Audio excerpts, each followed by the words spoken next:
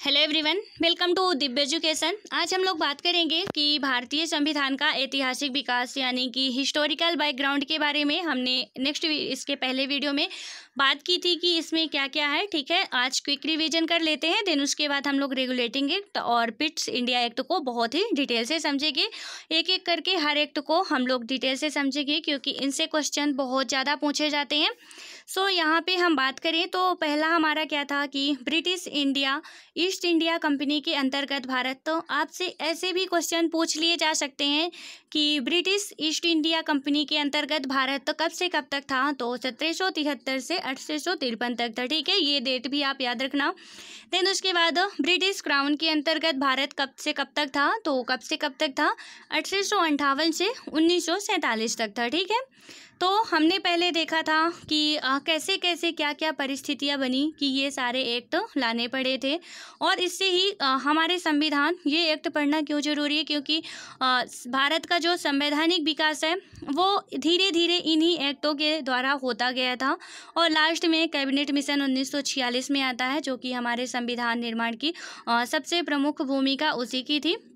फिर उसके हम लोग एक एक करके सारे एक्ट को डिटेल से समझेंगे तो सारी बातें वैसे भी हमको समझ में आ जाएंगी। ठीक है, यहाँ पे यदि हम थोड़ा सा इसको रिवीजन कर लेते हैं क्या था।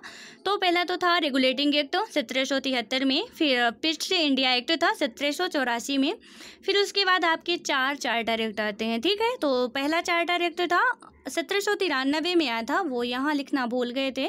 तो पहला चार्टर एक्ट कौन सा था, 1793 का था। इसमें क्या बात की गई थी कि हर 20 साल एक एक्ट आएगा। ठीक है, तो यहाँ पे आप अब 20 साल से काउंट कर सकते हो कि हर 20 साल बाद एक एक्ट आता था। तो आपको इसमें डेट रखने में ज़्यादा प्रॉब्लम्स नहीं होगी, क्योंकि 1793 के बाद फिर 1813 में आता है, और फिर तीसरा चार्टर एक्ट 1833 में आता है, फिर चौथा 1853 में आता है। ठीक है, ये चारों एक्ट कंप्लीट हो गए। देन यहाँ पे बात करें तो पहला जो आता है एक्ट वो गवर्नमेंट ऑफ इंडिया यानी कि 1858 का आता है। फिर उसके बाद हमारा आता है इंडियन काउंसिल एक्ट 1861 का। ठीक है, फिर उसके बाद इंडियन काउंसिल एक्ट यानी कि भारत परिषद अधिनियम 1892 में। यहाँ भी कई सारे इंडियन काउंसिल एक्ट आए हैं।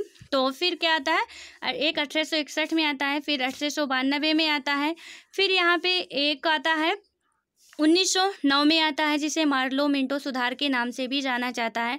फिर आता है हमारा गवर्नमेंट ऑफ इंडिया एक्ट। ठीक है, ये 1919 में आता है, और जब जलियांवाला हत्याकांड की दुर्घटना हुई थी, और इसमें क्या था, इसे हम मॉन्टेग्यू जेम्स फोर्ड सुधार के नाम से भी जानते हैं। फिर उसके बाद गवर्नमेंट ऑफ इंडिया दूसरा आता है, जिसमें बात की गई थी, क्या है, कब आता है, ये 1935 में आता है। फिर आता है अगस्त प्रस्ताव और 1940 में, और फिर आता है हमारा क्रिप्स मिशन 1942 में, और फिर आता है कैबिनेट मिशन, और फाइनली माउंटबेटन योजना आती है और हम आज़ाद हो जाते हैं। ठीक है, तो अभी इतनी आसानी से आज़ाद नहीं होते हैं जितना कि हम लोग पढ़ लिए। बहुत ही मेहनत करनी पड़ी थी आज़ादी के लिए। ये सारे एक्ट अब 20-20 साल के अंतर में तो चार्टर एक्ट आ रहे थे। फिर यहाँ पे कितनी मशक्क़त झेलनी पड़ी होगी, आप लोग धीरे धीरे सब कुछ समझेंगे। यहाँ पे हम बात करेंगे आज कौन सा, रेगुलेटिंग एक्ट के बारे में। ठीक है, कि जो हमारा 1773 का रेगुलेटिंग एक्ट था, तो वो सबसे पहले तो इसे क्यों लाना पड़ा था, हमने इसको नेक्स्ट वीडियो में देखा है। आज भी थोड़ा सा इसका डिटेल समझते हैं, फिर इसके पॉइंट पे आते हैं। तो पहले क्या था कि कुशासन के कारण बंगाल में बृहद स्तर पर अव्यवस्था फैल गई थी। मतलब कि कुशासन के कारण कैसे, कि वहाँ के जो कंपनी के अधिकारी थे वो सिर्फ अपना जेब भर रहे थे, और वहाँ के बंगाल के लोगों को ना तो खाने को मिल रहा था, ना कुछ करने को मिल रहा था। उनको अंग्रेज़ों की प्रताड़ना झेलनी पड़ती थी, लेकिन इनसे उनको कुछ मतलब नहीं था, बस वो अपना जेब भरना चाहते थे और वो यही कर रहे थे। ठीक है, तो क्या हुआ कि कुशासन के कारण क्या हुआ कि बंगाल में बृहद स्तर पर अव्यवस्था फैल गई। अतः फाइनली क्या हुआ कि ब्रिटिश संसद को बाध्य होकर, मीन्स कि मजबूरन ईस्ट इंडिया कंपनी के मामलों में जांच करनी पड़ी। जो ब्रिटिश की संसद थी उसको मजबूर होकर ईस्ट इंडिया कंपनी के मामलों में जांच करनी पड़ी, जिससे कि उनको क्या पता चलता है कि कंपनी उस समय कंपनी के वित्तीय संकट में थी। ठीक है, जो कंपनी थी ईस्ट इंडिया कंपनी, वो उस समय बहुत ही ज़्यादा संकट से जूझ रही थी। किसमें, वित्तीय संकट से जूझ रही थी। और उसने क्या किया था कि ब्रिटिश सरकार से 10 लाख पाउंड का कर्ज भी लिया हुआ था, जो ईस्ट इंडिया कंपनी थी, तो उस समय ब्रिटिश सरकार से 10 लाख रुपए पौंड का कर्ज भी लिया हुआ था। तो ब्रिटिश सरकार को क्या हुआ, महसूस हो गया कि भारत में कंपनी की व्यापारिक गतिविधियों पर नियंत्रण करना अब बहुत ज़रूरी हो गया।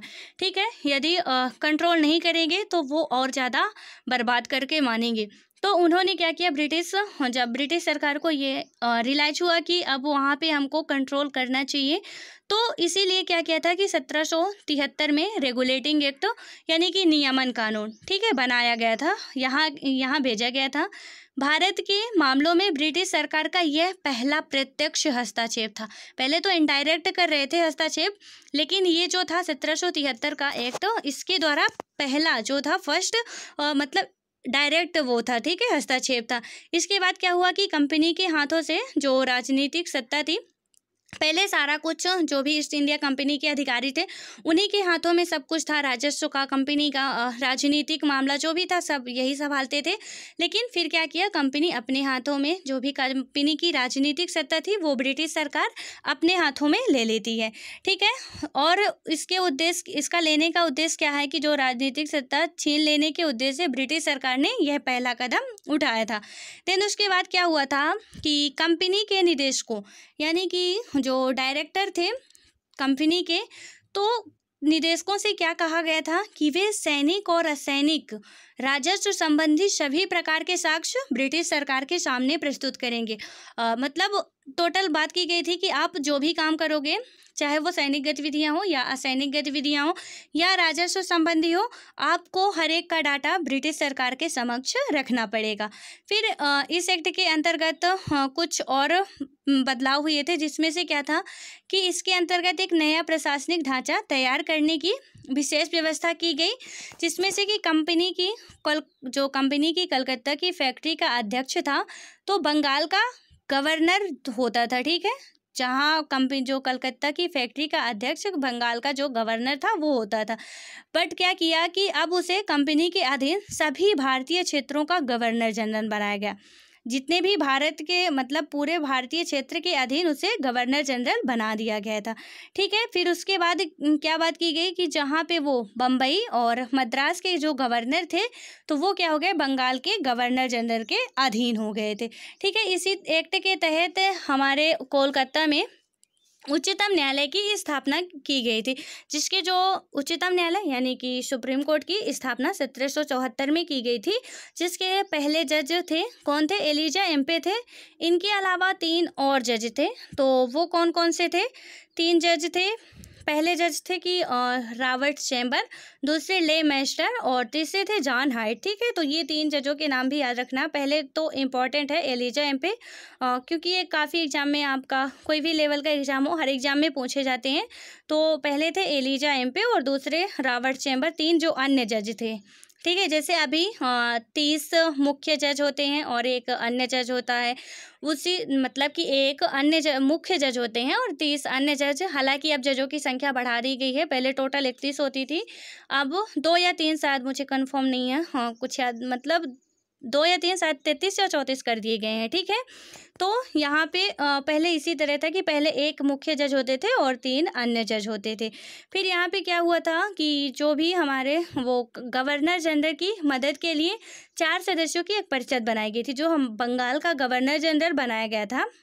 गवर्नर को क्या किया गया था कि बंगाल का गवर्नर जनरल बना दिया गया। इसके अंतर्गत मतलब इसकी हेल्प के लिए 4 सदस्यों की एक परिषद यानी कि काउंसिल बनाई गई थी। देन उसके बाद प्रत्येक अधिकारी के लिए आवश्यक हो गया था कि वह जब भी इंग्लैंड लौटते समय जब लौटेगा वो अपनी पूरी संपत्ति का ब्यौरा देगा।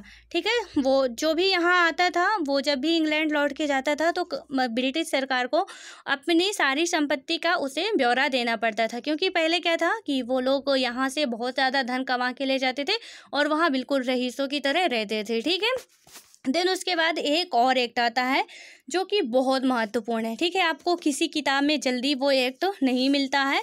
तो यहाँ पे हम बात करें तो कौन सा है, 1781 का एक्ट ऑफ सेटलमेंट। ठीक है, जो हमारा रेगुलेटिंग एक्ट था उसमें जल्द ही कुछ कमियां स्पष्ट हो गई थी। तो इसके लिए फिर क्या किया गया, एक्ट ऑफ सेटलमेंट लाया गया था। इसमें क्या बात की गई थी कि सबसे पहले तो यह रेगुलेटिंग एक्ट की कमियों को दूर करने के लिए लाया गया था, और सबसे महत्वपूर्ण जो इस एक्ट की बात है वो क्या थी कि कलकत्ता को विधि निर्माण करने की शक्ति प्रदान की गई। विधि मतलब कानून निर्माण, ठीक है। तो जो हमारा कलकत्ता था उसको विधि निर्माण करने की शक्ति प्रदान की गई थी। अब यहाँ पे आप क्वेश्चन देखोगे कि इससे क्वेश्चन कैसे बनते हैं। तो जो 1781 का आप क्वेश्चन आपसे पूछ लिया गया, सपोज कि 1781 का संशोधित अधिनियम मुख्य रूप से संभावित था, तो इसमें से आप इसका राइट आंसर लगा सकते हो सुप्रीम कोर्ट, ठीक है। देन हम बात करें, आप नेक्स्ट तो टॉपिक डाल लो, नेक्स्ट पॉइंट मीन्स कि नेक्स्ट हेडिंग डाल लो 1784 का पिट्स इंडिया एक्ट, ठीक है। पहले थोड़ा सा इसका फैक्ट मीन्स कि जो भी वन लाइनर है देख लेते हैं। इसमें क्या हुआ था, इस अधिनियम द्वारा बंगाल के गवर्नर को जो बंगाल का गवर्नर था उसको बंगाल का गवर्नर जनरल कहा जाने लगा। इसके जो हेल्प के लिए 4 सदस्यों मतलब कि 4 सदस्यों की एक परिषद बनाई गई थी, ठीक है। इसके द्वारा मद्रास एवं बम्बई के गवर्नर बंगाल के गवर्नर जनरल के अधीन हो गए। इसके अंतर्गत कलकत्ता में 1774 में एक उच्चतम न्यायालय की स्थापना की गई। उच्चतम न्यायालय यानी सुप्रीम कोर्ट, जो अभी हाल ही में दिल्ली में है सुप्रीम कोर्ट, ठीक है। देन उसके बाद इसके द्वारा ब्रिटिश सरकार का कोर्ट ऑफ डायरेक्टर के माध्यम से कंपनी पर नियंत्रण सशक्त हो गया। बंगाल का पहला governor general Lord Warren Hastings था, ठीक है। ये बात भी याद रखना आप, क्योंकि बंगाल का और भारत का, इसके बाद आप 2-3 एक्ट बाद पढ़ोगे कि फिर पूरे बंगाल का नहीं पूरे भारत का एक गवर्नर जनरल बनाया जाता था। तो बंगाल का गवर्नर जनरल कौन है, वारेन हेस्टिंग्स है। तो यहाँ पे याद रखना आप कि बंगाल का पहला जो गवर्नर जनरल था वो वारेन हेस्टिंग्स था। कलकत्ता सर्वोच्च न्यायालय के मुख्य न्यायाधीश कौन थे, एलिजा एम्पे थे, ठीक है। इसको हमने देख लिया है। देन इसके बाद हम अब बात करें तो एक्ट ऑफ जो हमारा पिट्स इंडिया एक्ट 1784 का है, तो इसमें क्या क्या बात की गई है, ठीक है। तो इसमें आप पहले तो ये बात समझ लो, फिर इसके पॉइंट में आते हैं। यह जो अधिनियम था कंपनी के द्वारा अधिग्रहित भारतीय राज्य क्षेत्रों को ब्रिटिश ताज यानी कि क्राउन के स्वामित्व के दावे का पहला संवैधानिक दस्तावेज था, ठीक है। तो जो हमारा ब्रिटिश स्वामित्व मतलब ब्रिटिश ताज के स्वामित्व के दावे का ये पहला दस्तावेज था। ये क्या था कि यह एक्ट दंडाज एवं फॉक्स एक्ट की कमियों को दूर करने के लिए लाया गया था। जैसे हम बोल रहे हैं उसको आप लिख लेना, ठीक है। तो जो पिट्स इंडिया एक्ट था तो दंडाज एवं फॉक्स एक्ट की दंडाज एवं फॉक्स, ठीक है। तो फॉक्स एक्ट की कमियों को दूर करने के लिए यह एक्ट लाया गया था। यह एक्ट ब्रिटेन द्वारा अधिग्रहित राज्यों का ब्रिटिश स्वामित्व वाला पहला आधिकारिक घोषणा था, यहाँ पे हमने देखा। देन उसके बाद बात करें तो इस एक्ट के माध्यम से कंपनी के व्यापारिक एवं राजनीतिक क्रियाकलापों को अलग अलग कर दिया गया था, ठीक है। यहाँ पे क्या कर दिया गया था कि कंपनी के व्यापारिक और राजनीतिक क्रियाकलाप थे तो उनको पूरा पृथक कर दिया गया था, जिसमें से व्यापारिक क्रियाकलापों को कंपनी के निदेशकों के हाथों में यथावत निदेशकों यानी कि डायरेक्टर, ठीक है। डायरेक्टर यहाँ पे 2 बनाए गए थे, बोर्ड ऑफ डायरेक्टर, और जो भी क्या किया गया था इनको 2 भागों में विभाजित कर दिया गया था। तो कौन सा था, पहला था बोर्ड ऑफ डायरेक्टर और दूसरा था बोर्ड ऑफ कंट्रोलर। तो जो हमारा निदेशक है, क्या बात की गई कि व्यापारिक क्रियाकलापों को कंपनी के निदेशकों के हाथों में यथावत रखते हुए मतलब कि बोर्ड ऑफ डायरेक्टर के हाथों में जो भी कमर्शियल था उसको रख दिया गया, कमर्शियल की क्रियाकलाप जो थी, और राजनीतिक क्रियाकलापों यानी कि सैनिक असैनिक व राजस्व संबंधी जो था तो उनको अपने नियंत्रण में यानी कि बोर्ड ऑफ कंट्रोलर एवं नियंत्रण एवं पर्यवेक्षण हेतु इंग्लैंड में 6 सदस्यीय नियंत्रक मंडल यानी कि बोर्ड ऑफ कंट्रोलर की स्थापना की गई थी। तो उनके अधीन क्या था, यहाँ पे ये बात मोटा मोटा आप याद रखो कि कमर्शियल जो था वो किसके अधीन था, तो वो था बोर्ड ऑफ कंट्रोलर के, और जो राजनीतिक था वो था कमर्शियल था बोर्ड ऑफ डायरेक्टर के, और जो हमारा राजनीतिक वाला था वो था बोर्ड ऑफ कंट्रोलर के हाथों में था, ठीक है। तो यहाँ पे बस इतने ही फैक्ट है इसमें जो कि बहुत इंपॉर्टेंट है और आपके प्रत्येक एग्जाम में इससे क्वेश्चन पूछे जाते हैं।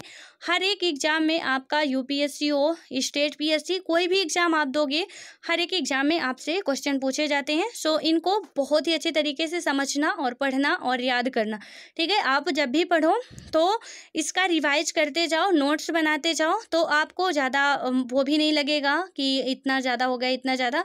और उसको प्रत्येक सैटरडे और संडे का डे आप लोग रखो कि आप लोग उस दिन रिवाइज करोगे, और कुछ 4-5 दिन पढ़ो, फिर उसके बाद रिवाइज करो। क्योंकि आप यदि पढ़ते हो या नोट्स भी बनाते जाते हो तो उसमें से आप क्या करोगे कि आपका एक पूरा गट्ठा लगता जाता है, ठीक है, एक लाइब्रेरी तैयार हो जाती है, फिर हमारा पढ़ने का मन नहीं करता।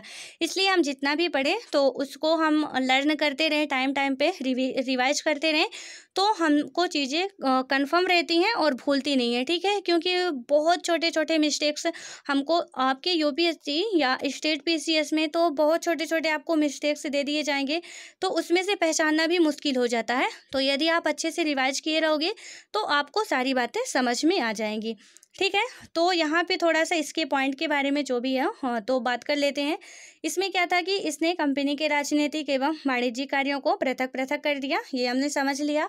भारत में कंपनी भारत में कंपनी अधीन क्षेत्र को पहली बार ब्रिटिश आधिपत्य क्षेत्र कहा गया, ठीक है। फिर इसके बाद क्या हुआ कि ब्रिटिश सरकार को भारत में कंपनी के कार्यों और प्रशासन पर पूर्ण नियंत्रण किया गया, ठीक है। तो ये रही आज के 2 एक्ट को हमने बहुत ही अच्छे तरीके से समझ लिया है। और एक एक्ट जो इम्पोर्टेंट था 1781 वाला, ठीक है, उसको भी आप बिल्कुल मिस मत करना, क्योंकि आपको जल्दी किसी बुक में नहीं मिलेगा। यम लक्ष्मीकांत में भी आपको ये नहीं मिलता है। हालांकि यम लक्ष्मीकांत में बहुत से एक्ट ऐसे हैं जो नहीं मिलेंगे, लेकिन हम लोग सारे एक्टों को जितने भी आए हैं उन सबको डिटेल से समझेंगे। सो फ्रेंड्स, मिलते हैं नेक्स्ट वीडियो में। पढ़ते रहो, आप अपनी पढ़ाई को बिल्कुल कंटिन्यू बनाए रखो। अब हर एग्ज़ाम आने वाले हैं, आपको पता भी है कि यूपीएससी का पेपर भी अब 4 अक्टूबर को होने वाला है। जो पोस्टपोन्ड हो गया था वो अब 4 अक्टूबर को हो रहा है। और भी एग्ज़ाम जितने भी हैं वो अब करवाए जाएंगे, सब लॉकडाउन ख़त्म हो चुका है। तो आप बिल्कुल पढ़ते रहो और अपना रिवीजन लगातार करते रहो, ठीक है।